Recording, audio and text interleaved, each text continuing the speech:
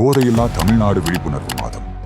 தமிழ்நாடு இன்று ஒரு மிகப்பெரிய ஆபத்தின் விளிம்பில் நின்று கொண்டிருக்கிறது. அமைதி பூங்காவாக இருக்க வேண்டிய நம் மாநிலம் மெல்ல மெல்ல மது அரக்கனின் கோர பிடிக்குள் சிக்கி சீரழிந்து வருகிறது. கடந்த 2019ஆம் ஆண்டின் புள்ளி விவரங்களின்படி தமிழ்நாட்டின் மக்கள் தொகையில் மது குடிப்பவர்களின் எண்ணிக்கை 14.2% ஆக இருந்தது. உத்தரப்பிரதேசம் ஆந்திர பிரதேசத்திற்கு அடுத்தபடியாக மதுவினால் அதிகம் பாதிக்கப்பட்ட மாநிலமாக தமிழ்நாடு 3வது இடத்தில் இருந்தது. சமீபத்தில் வெளியான தேசிய குடும்ப சுகாதார ஆய்வின்படி வெறும் 5 ஆண்டுகளில் நிலைமை எவ்வளவு மோசமாகி இருக்கிறது என்றால், தமிழ்நாட்டில் மதுவை பயன்படுத்துபவர்களின் எண்ணிக்கை 23.5% ஆக கிடுகிடுவென உயர்ந்துள்ளது. 5 ஆண்டுகளில் கிட்டத்தட்ட 10% மிரள வைக்கும் அளவு உயர்ந்துள்ளது. இது வெறும் எண்கள் அல்ல, லட்சக்கணக்கான குடும்பங்களின் கண்ணீர். தற்போது டாஸ்மாக் மூலம் மாநிலம் முழுவதும் ஒட்டுமொத்தமாக 4787 மதுபான சில்லறை விற்பனை கடைகள் தங்கு தடையின்றி நடத்தப்பட்டு வருகின்றன. மக்களின் தொடர் கோரிக்கைகளை அடுத்து புதிதாக பொறுப்பேற்ற தாவேகா அரசு ஒரு உத்தரவை பிறப்பித்தது. அதன்படி வழிபாட்டு தலங்கள், கல்வி நிறுவனங்கள் மற்றும் பேருந்து நிலையங்களுக்கு அருகில் 500 மீட்டர் சுற்றளவிற்குள் இயங்கும் கடைகள் எத்தனை என்ற ஆய்வு நடைபெற்று 717 டாஸ்மாக் கடைகள் என்று கண்டறிந்து அந்த கடைகளை மூட உத்தரவிடப்பட்டது.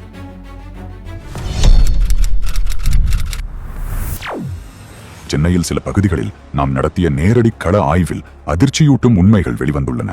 கல்வி நிறுவனங்கள், வழிபாட்டு தலங்கள் மற்றும் பேருந்து நிலையங்களுக்கு மிக அருகிலேயே பல டாஸ்மாக் கடைகள் இன்றும் தங்கு தடையின்றி இயங்கி வருகின்றன.